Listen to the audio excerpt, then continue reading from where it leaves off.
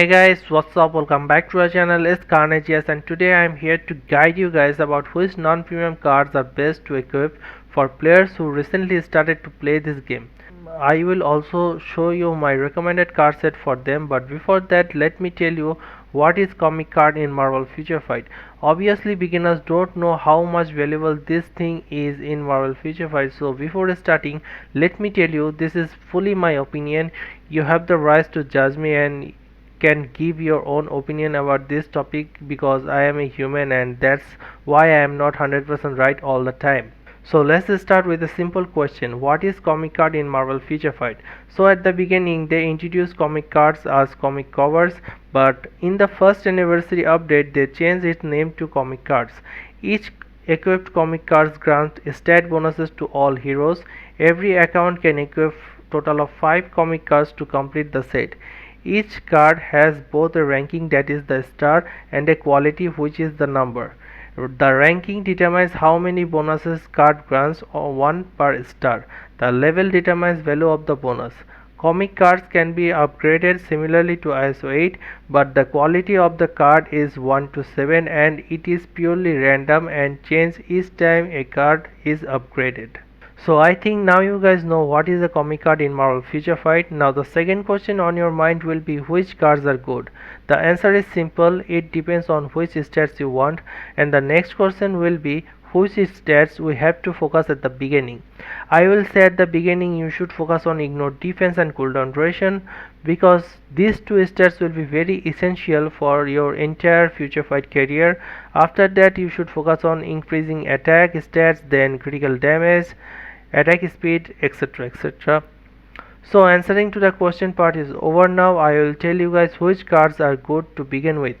At first I will tell 5 cards name that will make a full card set, and I highly recommend you guys to use these cards because if you guys equip this card at a minimum quality and with those recommended stats, you guys will have minimum 30% ignore defense and 30% cooldown duration easily.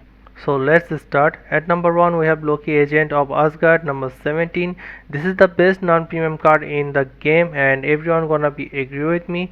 It has all attack and cooldown duration at fixed stats and also can roll ignore defense on the random stats. So if you have this card with ignore defense as a random stats, equip it as soon as possible.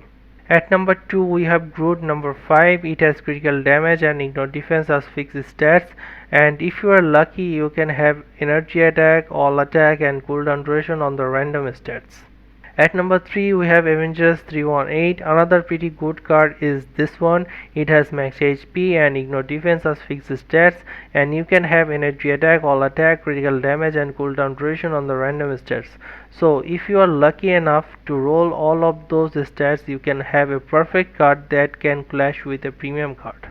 At number 4 we have Marvel Zombies. Number 2, it has dodge and cooldown duration as fixed stats, and you can roll critical damage, ignore defense and all attack as best random stats.